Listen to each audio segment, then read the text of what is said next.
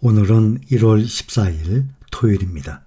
23년 1월도 어느덧 코스피 기준으로 보면 1월 달에 보면 거래일이 20일인데 그중에 10일 벌써 반이 지났습니다. 미국의 증시 상황 봅니다. 또 올랐어요. 작년 22년 1년 내내 하락했죠.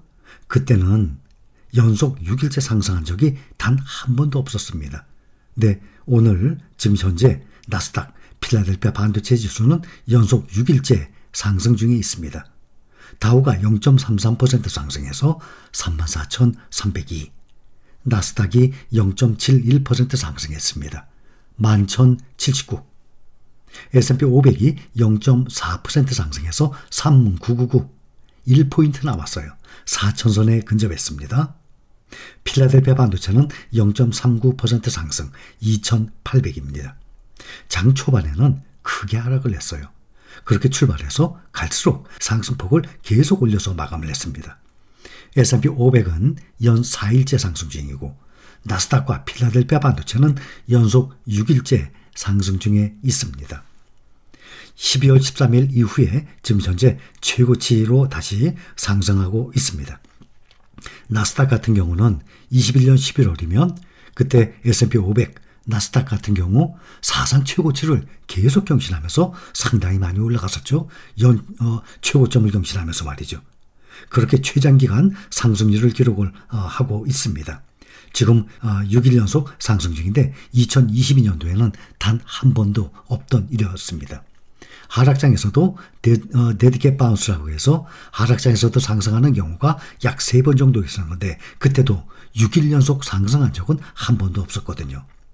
연중으로 보면 S&P 500이 4.6% 상승 중이고 나스닥이 6.7% 상승, 필라델피아 반도체는 무려 12% 이상 상승 중에 있습니다.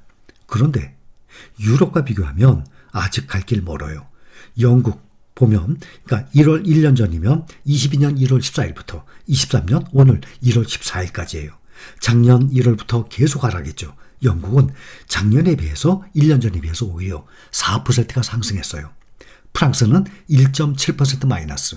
그러니 1년 전 가격의 지수에 거의 다 도달했죠. 독일은 마이너스 5%. 그런데 미국의 S&P 500 지수는 아직도 마이너스 14%. 1년 전에 비하면 말이죠. 나스닥은 26% 마이너스. 필라델피아 반도체 지금 올해 들어서 12%나 상승했는데도 불구하고 현재 마이너스 28%입니다. 1년 전에 비하면 말이죠. 코스피는 마이너스 17%예요. 또 중국 상해 종합지수는 마이너스 10%, 또 선전 종합지수는 마이너스 19%. 이렇게 보면 이 아시아와 유럽과 미국과 비교하면 나스닥과 필라델피아 반도체가 아직도 마이너스 26, 28%로 가장 하락폭이 큰 상태입니다. 연중으로 보면 국내 개별 투자, 개인 투자자들이 가장 매수한 애플, 테슬라, 엔비디아, 애플이 8% 상승, 테슬라가 13% 상승, 엔비디아가 18% 상승을 한 상태입니다. 올해 인플레이션이 완화될 것이라는 이 기대감 속에서 뉴욕 증시가 오늘도 또 상승 마감했어요. 현재 시장에서는 분위기가 약한 침체 정도, 이 정도는 괜찮다라고 생각을 하고 있고 투자 심리가 지금 많이 호전이 된 상태입니다. 미시간대의 소비자 심리 설문조사에 따르면 1년 기대 인플레는 4%로 내려왔는데 2021년 4월 이후 최저로 3개월 연속 하락을 했습니다. 시장에서는 지금 보면 다음 달 초에 연준이 금리를 0.25% 인상할 가능성을 무려 92%로 보고 있어요. 그러니 시장에서는 거의 다 이번에는 0.25% 올리겠구나 예상을 하고 있습니다. 어닝 시즌, 실적 발표 시즌, 스타트를 끄는 대형 은행들 실적 엇갈리면서 증시의 상승폭을 조금 제한했습니다. 월스트리트는 이날 대형 은행들의 분기 실적 발표에 초점을 맞췄어요. 메가뱅크들이죠. 대형 은행들 실적 발표, 미국 어닝 시즌의 시작을 의미하면서 시장은 미국 대기업들이 금리 인상으로 예상되는 경기 침체에 어떻게 대응하고 있는지에 대해서 면밀히 살펴볼 것입니다. 예상대로 일부 대형 은행들은 상대적으로 실적이 부진한 것으로 나타났어요. 그런데 이미 눈높이를 이미 낮춰놨기 때문에 시장은 별다른 영향을 받지 않는 모습을 보이고 있습니다. 지난 분기 이익이 절반 수준으로 감소한 웰스파고 경제가 지난 몇 분기보다 더 나빠질 것에 대비하고 있다라고 밝혔습니다. JP모건은 예상을 뛰어넘는 실적을 기록했습니다. 경미한 불황이 닥칠 가능성이 높다고 보기 때문에 신용 손실을 충당하기 위해서 더 많은 적립금을 쌓고 있다라고 밝혔습니다. 또 시티그룹과 뱅크 오브 아메리카도 경미한 불황을 예상하고 있습니다. 이날 JP모건, 뱅크 오브 아메리카 주식 각각 2.5%, 2.2% 상승했습니다. 또 웰스파고, 시티그룹도 3.2%, 1.7% 상승했어요. 금융주들이 다들 상승을 했습니다. 오늘 시장에서 거래량 상위 종목을 보면 은행주, 뱅크 오브 아메리카 1등이에요. 거래량, 거래 금액 말고 거래량으로. 수백만 주씩이죠. 거래하는 량이. 아마존, 인텔, 웰스파고 순이었습니다. JP모건, 뱅크 오브 아메리카는 분기 실적이 예상을 상회를 했지만 웰스파고와 시티그룹은 분기 수익이 전망치에 미치지 못했습니다. 자산 규모 기준 세계 최대의 은행이에요. JP모건. 예상치를 웃도는 실적을 발표했어요. 미국 연방준비제도 금리 인상에 따른 순이자 이익이 증가한 영향입니다. 월가 대형 은행들은 공통적으로 경기 침체에 대비한 자금을 비축을 했고 투자 사업이 부진했다고 보고하면서 소득 성장에 대한 신중론을 견제했습니다. 하지만 소비는 탄탄했고 높은 금리의 수익은 불어났습니다.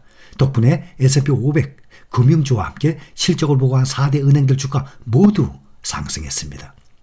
또 실적 발표 델타항공 실적을 내놓았는데 매출과 이익이 예상을 웃돌았는데 오히려 주가는 약 4% 정도 떨어졌어요. 시장의 주요 종목들은 대부분 강세를 보였습니다. 아마존이 3% 올랐어요. 애플과 알파벳도 각각 1%씩 상승했습니다. 또 개인 투자자들이 가장 선호하는 테슬라 주가가 장 초반 4% 넘게 급락을 하다가 저점 매수세가 유입되면서 마감 가격을 기준으로 전날보다 0.94% 하락했어요. 122달러 거래를 마쳤습니다. 테슬라는 유럽, 미국의 대표 차종인 모델 3와 모델 Y의 가격을 일제히 인하를 했습니다. 앞서서 테슬라는 중국에서도 차량 가격을 인하를 했죠. 업계에서는 테슬라가 전기차 가격 인하를 단행한 원인에 대해서 재고가 늘어나니까 수요를 늘리기 위한 고육지책이라고 보고 있습니다. 증권사 웨드부시의 전기차 분석가 댄 아이브스는 적절한 시기에 적절한 처방이라고 평가를 했습니다.